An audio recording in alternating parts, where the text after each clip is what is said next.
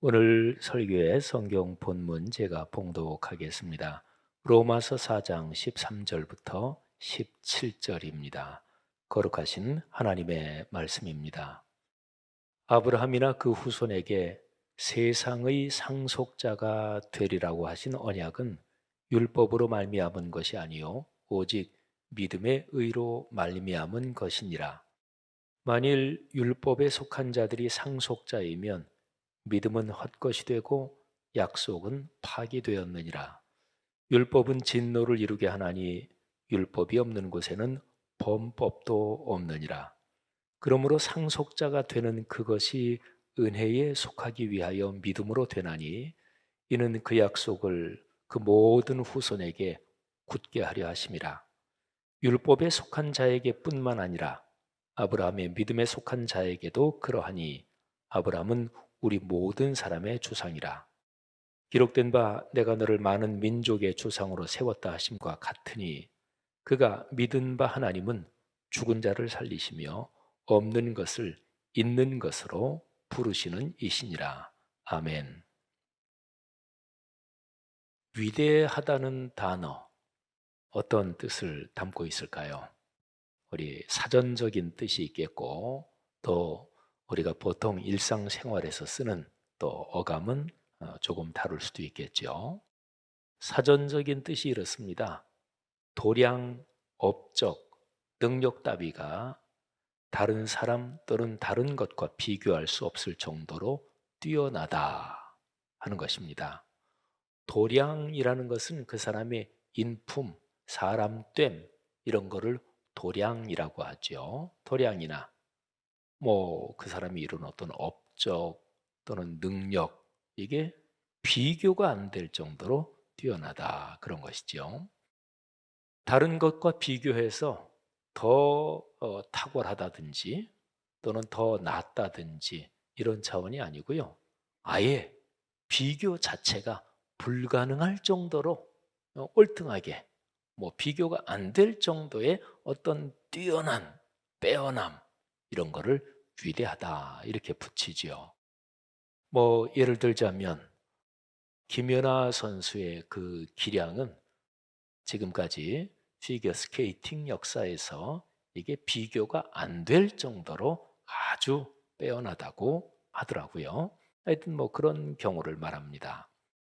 여러분, 이 세상에서 위대하다 이렇게 부를 수 있는 것이 무엇일까요? 한번 여러분이 머릿속으로 생각해 보세요. 아, 위대하다. 뭐가 위대한가? 혹시 얼른 위대한 기업, 뭐 이 표현이 생각나는 사람이 있을 것입니다. 한동안 우리 사회에서 또 세계적으로 이 표현이 회자되기도 했습니다. 지난 40여 년 동안 전 세계가 하나의 시장으로 묶이면서 신자유주의 경제가 가속해 왔습니다. 그리고 거기에다가 인터넷 시스템에 기초해서 고도의 정보통신 기술이 발달했지요. 뭐 이런 것 때문에 아주 짧은 시간에 그야말로 상상이 안 될 거부가 되는 그런 기업, 그런 개인이 적지 않았습니다. 우리가 돈을 얘기할 때 조 그러면 뭐 국가 예산 뭐 몇백 조 뭐 이렇게 흔히 쓰기 때문에 그게 무슨 말인지는 알지만 사실은 조 그러면 그게 돈이 실제로 얼마나 되는 걸까? 그는 현실적으로는 사실은 감이 안 잡히는 건데요. 아무튼 지난 40여 년 동안의 신자유주의 경제 이게 가속화되고 또 인터넷 이런 컴퓨터 정보 통신 기술의 발달로 뭐 길지 않은 시간에 막 조 단위의 돈을 버는 개인이나 기업도 많이 생겼습니다. 뭐 이런 거를 보통 사람의 눈으로 볼 때는 야 위대하다 뭐 이렇게 말할 수도 있겠지요. 하지만 돈, 물질적인 것에만 경제적인 것에만 초점을 맞추고 그렇게 얘기한다면 그것은 물량주의 또는 배금주의 이런 거를 전제하고서 얘기하는 거니까 사실은 그렇게 적절한 것은 아닙니다. 인간다움의 가치, 선의 가치를 생각한다면 경제적인 면에만 적용해서 위대하다 이렇게 붙일 수는 없습니다. 위대하다 이 표현이 적합한 경우를 한번 제가 나름대로 생각을 해봤습니다. 여러분들 한번 그게 위대한 것인지 한번 생각을 해보시면 좋겠습니다. 조국을 위해 자신을 희생하는 경우, 이름도 없이 빛도 없이 어려운 사람들을 도우며 사는 사람, 남들이 하찮게 여기는 작은 것에서 큰 가치를 발견하고 거기에 삶을 던지는 인생, 예술의 혼을 불살라 인류의 유산이 될 만한 걸작을 탄생시키는 것, 남들은 전혀 보지 못하는데 다음 세대의 생존에 필요한 것을 미리 보고 깨달아 거기에 자기 인생을 던진 사람, 인류의 행복과 번영을 위해 살신성인하는 사람, 뭐 등등 더 많이 있겠죠. 여러분, 제가 지금 위대하다 이렇게 한번 여러 가지를 열거했는데 여기에는 공통점이 있습니다. 선한 것, 그리고 영원한 것, 이런 게 가치로 포함된 것입니다. 악한데 아주 탁월하다, 뭐 이거를 위대하다고 볼 수는 없잖아요. 그렇죠? 또 잠시 있다가 지나가고 다 잊혀진다, 뭐 이런 거를 위대하다고 그럴 수는 없잖아요. 진정으로 위대하다는 것은 언제나 선한 가치, 그리고 영원한 가치가 연관되어 있습니다. 인종, 지역, 사상, 종교, 이런 것들이 인간을 이렇게 저렇게 나뉘게 만드는 그런 요소들이잖아요. 그런데 이런 것들을 뛰어넘어서 인류 전체, 그리고 인류가 사는 지구 환경 전체를 위한 어떤 헌신, 의미 있는 삶, 이런 게 연관돼야, 그래야 그거를 위대하다 이렇게 얘기할 수 있습니다. 그러니까 인도적 인륜 도덕과 생태적 환경 윤리, 이 두 가지 요소는 위대하다는 표현에 언제나 필수적입니다. 자, 정치와 경제 분야에서 한번 말해 본다면 어떤 특정한 작은 집단의 이익을 극대화시키는 것, 뭐 이런 걸 가리켜서 위대하다고 말할 수가 없잖아요. 우리끼리만 소집단 이기주의가 아주 극성을 부리는 그런 걸 보고 위대하다 이럴 수는 없잖아요.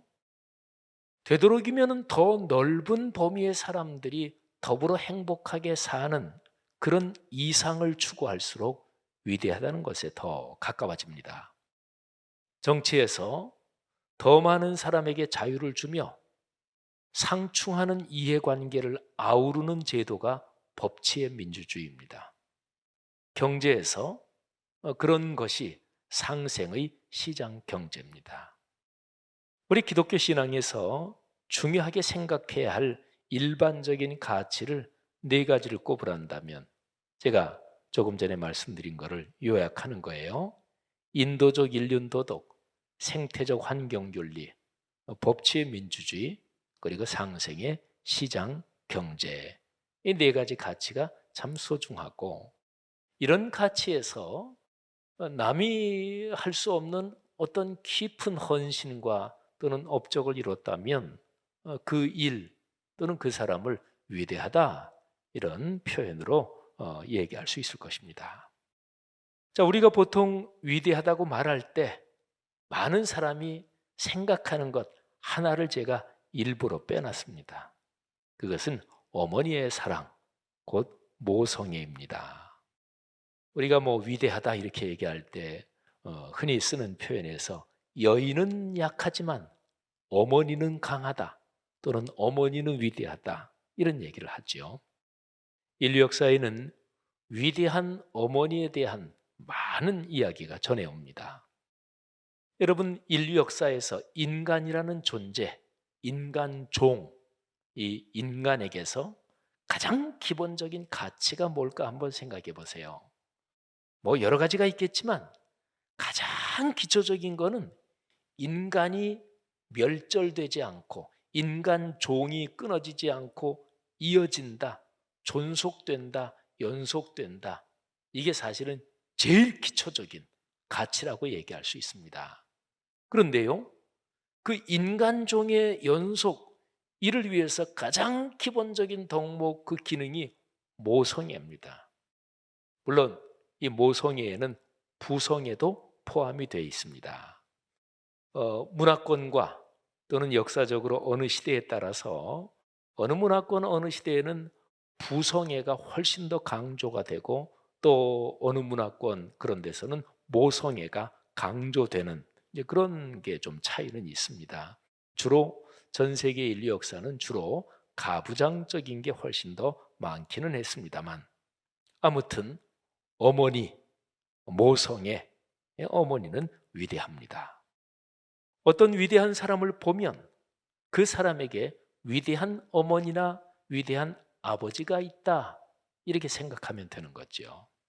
물론 감사하게도 이게 100% 그렇지는 않습니다. 부모가 뭐 훌륭하지 못하고, 또 부모가 자식을 잘 기르지도 못했고, 또 심지어는 부모가 비루한 삶과 악한 가치를 쫓아서 살았는데도, 그런데도 그 부모의 자녀 중에서 참 훌륭한 사람이 그렇게 나올 수도 있다. 이거는 참으로 하나님의 큰 은혜지요. 근데 이제 일반적으로 보면 어떤 위대한 사람이 있다 그러면, 아하, 그 사람에게 위대한 어머니, 위대한 아버지가 있구나, 이렇게 생각할 수 있다는 거죠. 물론 어머니, 아버지 거기에는 할아버지, 할머니가 포함되고요. 또는 옛날식으로 말하면 그 가정의, 가문의 전통, 가훈, 어떤 가치, 이런 것도 이제 다 포괄하는 개념이지요. 사랑하신 여러분, 지금까지 위대하다, 여기에 대해서 말씀을 드렸고, 그리고 그것은 근본적으로 모성애, 부성애, 여기에 관련되어 있다, 이렇게 중간 결론을 내릴 수 있습니다. 그러면 이런 관점으로 오늘 설교 본문 로마서 4장 13절부터 17절을 한번 묵상해 보겠습니다. 로마서의 본문에는 모성애가 포함된 부성애, 말하자면 위대한 부성애의 사명이 뭐냐, 그 특징이 뭐냐, 이게 로마서 4장에 기록이 되어 있습니다. 자, 4장 13절부터 17절 이 본문에서 중심은 17절에 있습니다. 여기 17절에서 로마서의 저자인 바울은 구약성경 창세기 17장 5절을 인용합니다. 자, 그러면 두 군데를 한번 비교해 볼게요. 로마서 4장 17절 그리고 창세기 17장 5절입니다. 자, 먼저 로마서 4장 17절입니다. 기록된 바, 이 얘기는 구약 성경에 이렇게 기록되지 않았느냐, 그러니까 인용을 시작하는 거예요. 내가 너를, 이거는 하나님께서 아브라함에게 하시는 말씀이에요. 내가 아브라함 너를 많은 민족의 조상으로 세웠다 하심과 같으니, 그가 믿은 바 하나님은, 아브라함이 믿은 하나님은 죽은 자를 살리시며 없는 것을 있는 것으로 부르시는 이시니라. 아멘. 자, 로마서의 이 말씀은 창세기 17장 5절을 인용한 것인데요, 보십시다. 이제후로는 내 이름을, 하나님이 아브라함에게 말씀하시는 거예요. 아브라함아, 이제후로는 내 이름을 아브람이라 하지 아니하고 아브라함이라 하리니, 이는 내가 너를 여러 민족의 아버지가 되게 함이니라. 아멘. 이게 하나님이 아브라함에게 이름을 바꿔주시는 그런 장면입니다. 자, 옛날 이름 아브람, 이거는 나의 아버지, 단순하게, 또는 존귀한 아버지, 이런 뜻으로 이해할 수 있습니다. 근데 하나님이 새로 바꿔주신 이름 아브라함, 이것은 많은 민족의 아버지, 이런 뜻입니다. 그러면 이 두 가지 이름을 보면 옛날 이름 아브람, 여기에 존귀하다, 이런 뜻이 담겨 있는데, 왜 존귀하냐? 뭐 존귀하다, 그거를 위대하다, 이거하고도 연관시켜 본다면, 왜 존귀하냐, 왜 위대하냐, 그 이유가 하나님이 바꿔주신 이름, 거기에 구체적으로 들어가 있습니다. 자, 일반적으로 한번 생각을 해보겠습니다. 아버지가 어머니를 포함해서 왜 존귀한가요? 뭐 위대하다는 표현을 붙이면 왜 위대한가요? 한 가정의 가장으로서 또는 어머니로서 부인과 함께 또는 남편과 함께 가정을 지키고 자녀와 후손을 이어가도록 그 뿌리, 기초 또는 담이 되기 때문에 그래서 존귀하고 그래서 위대합니다. 아브라함이라는 이름이 많은 민족의 아버지 이런 뜻입니다. 많은 민족, 이거를 그냥 한 단어로 바꾸면 인류 이렇게 얘기할 수 있습니다. 특별히 하나님께서 아브라함의 이름을 바꿔주시면서 그게 구원의 줄기가 되는데 아브라함 그리고 다윗 그리고 예수 그리스도 이렇게 이어지잖아요.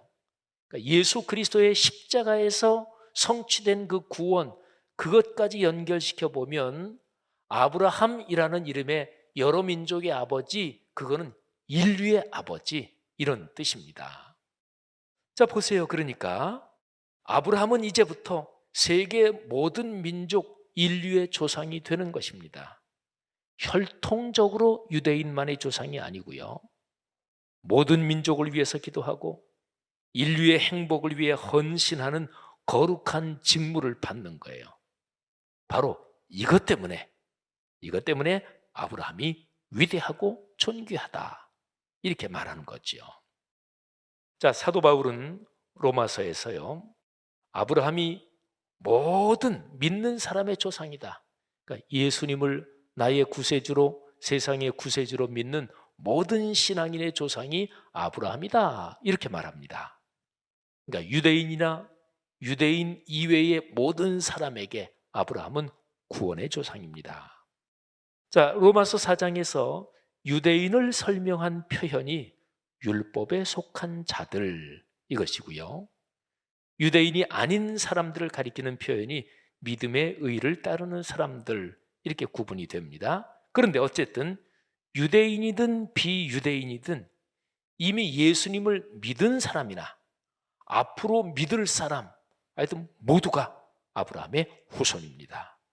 궁극적으로 말하면 세상 모든 사람에게 예수 그리스도의 복음이 전해져야 하는 것이니까 아브라함은 인류 전체의 조상이 됩니다. 자, 그래서요, 오늘 설교 본문 로마서 4장 13절부터 17절에서 제가 17절을 설명을 드렸는데 제일 앞에 있는 13절에 아주 중요한 표현이 나옵니다. 아브라함의 후손이 세상의 상속자다. 그러니까 세상을 물려받을 사람이다. 이런 표현이 13절에 나와요. 한번 봅시다. 아브라함이나 그 후손에게 세상의 상속자가 되리라고 하신 언약은 율법으로 말미암은 것이 아니요 오직 믿음의 의로 말미암은 것이니라. 아멘. 여러분 잘 생각해 보세요. 예수 그리스도를 믿는 사람들은 세상 전체를 물려받은 상속자입니다. 그러니까 세상 중에 일부가 아니고 존재하는 세상 전체를 상속받은 상속자예요. 자, 어떤 상속자를 한번 생각해 보세요. 옛날 왕가, 가문 다 좋아요. 근데 그 가문에 내려오는 아주 전통 또는 품위 또는 그 가문에 쭉 이어져 오는 어떤 정신이 아주 고귀합니다. 그리고 그 상속자가 그 자의식이 분명합니다. 우리 가문은 이런 전통을 가지고 있어. 경주 최부자, 아주 유명한 존경받는 부자잖아요.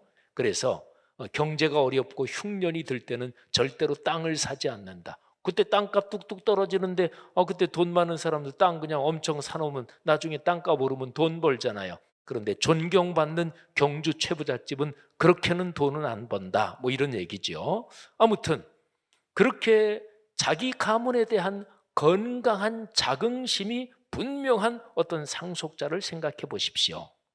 이런 상속자는 자신이 물려받은 것에 대해서 책임을 집니다. 그럴 거 아니겠어요, 그렇죠?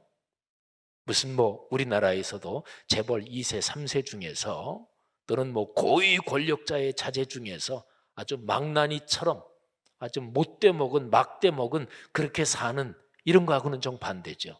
내가 이 가문을 상속한 상속자인데 내가 책임이 있지. 우리 가문의 고귀한 전통을 지켜서 또 뒤로 이어줘야지. 이럴 거 아니겠어요? 사랑하신 여러분, 그리스도인이 세계 전체를 물려받은 상속자라면 그리스도인은 세계의 평화, 지구 행성의 자연 환경을 보존해야 합니다. 자연스러운 일이죠. 그렇죠? 세계의 평화, 지구 행성의 자연 환경 그러면 목사님 그거 너무나 그냥 엄청나게 크고 그냥 너무 추상적 아닙니까? 그렇게 생각할 수 있어요. 그런데 만일에 그런 의식을 가지면 우리 교회에서 사순절에 하는 탄소 금식 캠페인, 그거를 주보에 난 거를 조금 들여다보고 생활 중에 탄소 발생을 줄이려면 이렇게 해야 되는구나. 그런 거에 참여하는 거지요. 그렇지요. 제가 이제 화장실이나 이런 데서 손을 씻고 나서 거기에 종이 휴지 있잖아요. 그죠? 종이 휴지가 있는 데가 있어요. 그런 걸 저는 언제나 한 장만 뺐었습니다. 한 장만 빼서 이렇게 하고 그다음에 네 귀퉁이까지 조금 이렇게 사용하면 한 장 빼서 하면 물기는 다 돼요. 그리고 조금 이제 물기 있는 거는 이제 금방 마르지요. 그런데 어떤 사람은 그 종이 휴지 그냥 마구 서너 장이든 네 장 막 뽑아가지고, 그런 사람은 그리스도인으로서 적합하지 않은 거고 부끄러운 일입니다. 그잖아요. 근데 제가 어느 때 한 장 쓰다가 한 두 장 쓰지 이렇게 하다가 제가 아니야 이렇게 흐트러지면 안 돼. 이거는 작은 거지만 이런 작은 게 바로 그리스도인의 품위를 얘기하는 거잖아요. 그러니까 화장실에서 그런 종이 휴지 있을 때 마구 뽑아 쓰는 거는 품위가 없는 거예요. 한 장을 딱 쓰면서 그러면서 자기 가치를 스스로 지키고 자긍심을 지키는 거예요. 이게 가치관이고 이게 품입니다. 그러니까 그리스도인이 세계 전체를 상속받은 사람으로서 세계의 평화와 지구 행성의 자연환경을 보존한다. 이거는 결코 추상적인 게 아니고 이런 인식이 분명히 있어야, 그래야 구체적인 생활에서 그런 데 신경을 쓰는 거죠. 아브라함의 후손이 세상을 책임지고 가꾸고 돌보아야 하는 세상의 상속자다. 이제 이런 설명을 하는 거잖아요. 그런데요, 이 설명이, 그러니까 창세기 17장 5절에 이런 말씀이 있고 나중에 한 2, 3천 년 후에 이제 사도 바울이 그거를 또 인용하고 이러는데, 그러니까 아브라함 시대 그리고 바울 시대, 이거는 한참이나 이제 이게 기간이 떨어져 있잖아요. 그런데 아브라함의 후손이 세상 전체를 물려받은 상속자다, 이거는 태초에 하나님이 천지를 창조하실 때 그때에 창조된 인간이 어떤 사명을 받았는지, 사람이란 존재가 본래 어떤 존재인지 그거하고 연관이 됩니다. 오늘 설교에서 이 점이 아주 중요합니다. 한번 들어보세요.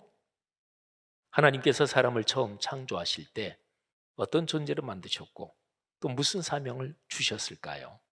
창세기 1장 26절 27절에 그 내용이 나와 있습니다. 하나님이 자기 형상 곧 하나님의 형상대로 사람을 창조하시되 남자와 여자를 창조하시고 하나님이 그들에게 복을 주시며 하나님이 그들에게 이르시되 생육하고 번성하여 땅에 충만하라, 땅을 정복하라, 바다의 물고기와 하늘의 새와 땅에 움직이는 모든 생물을 다스리라 하시니라. 아멘. 여러분, 여기에 충만하라 이 표현은 자기 세력을 확장해라 이거를 뜻하는 게 아니에요. 선한 영향력의 확대를 말합니다.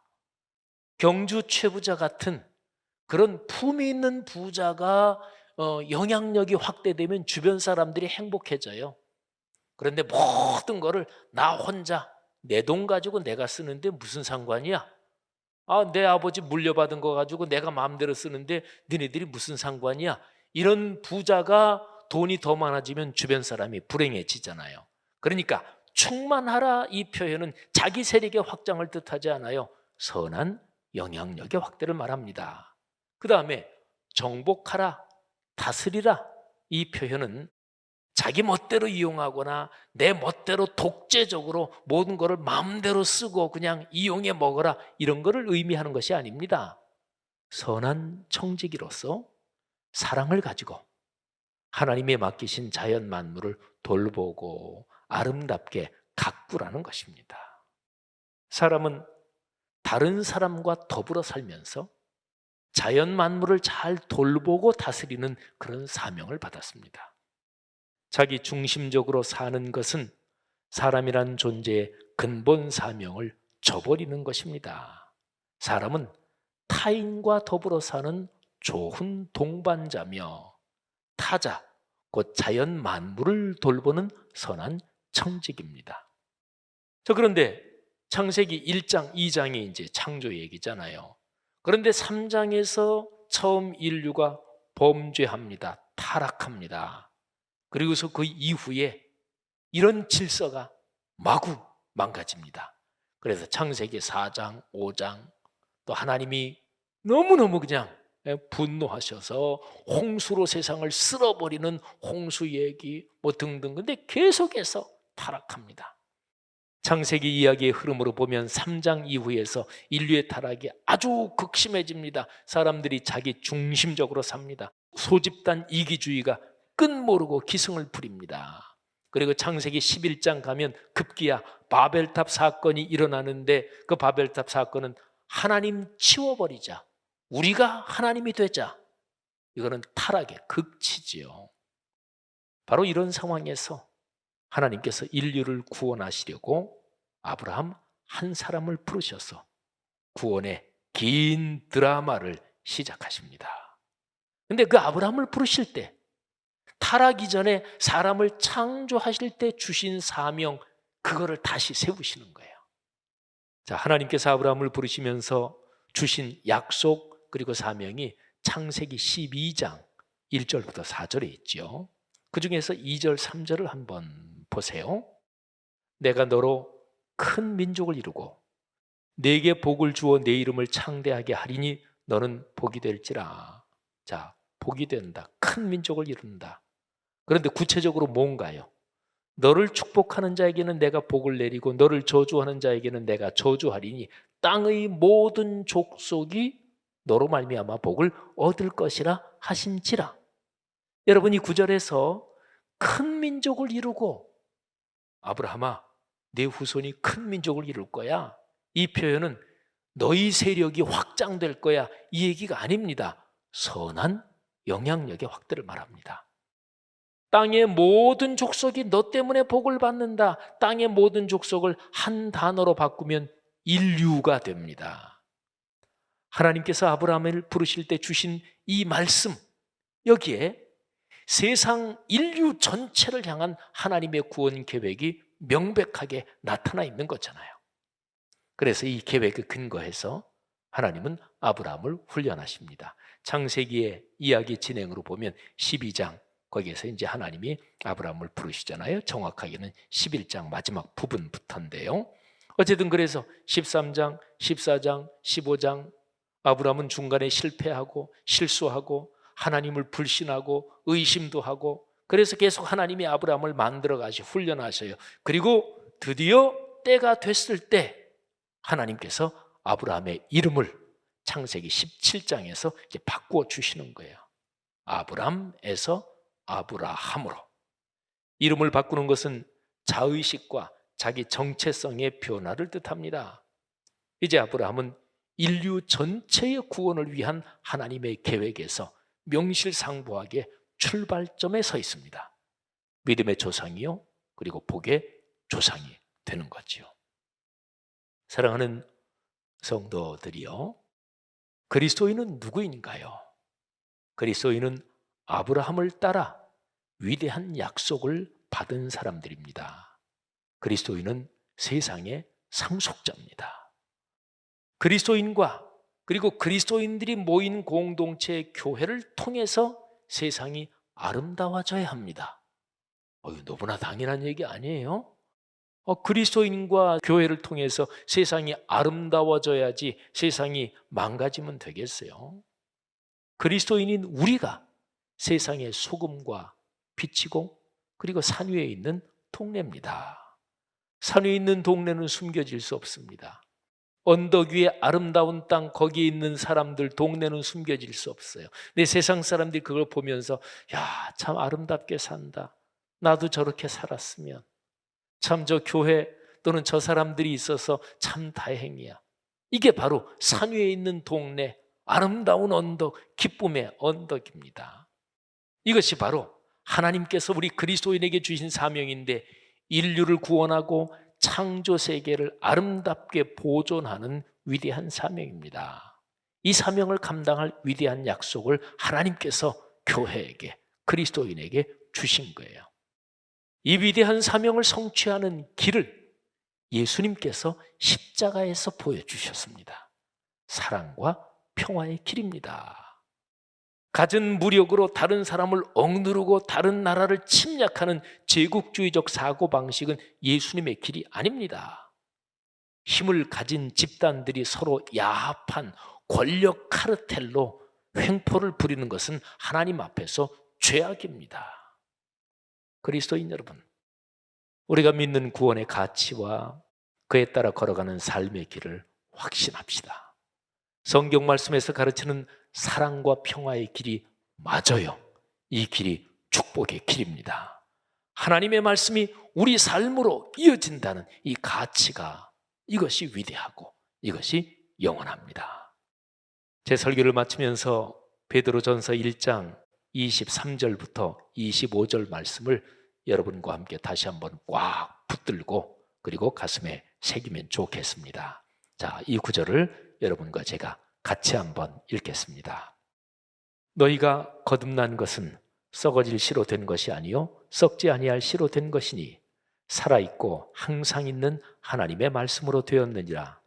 그러므로 모든 육체는 풀과 같고 그 모든 영광은 풀의 꽃과 같으니 풀은 마르고 꽃은 떨어지되 오직 주의 말씀은 세세토록 있도다 하였으니 너희에게 전한 복음이 곧 이 말씀이니라. 아멘.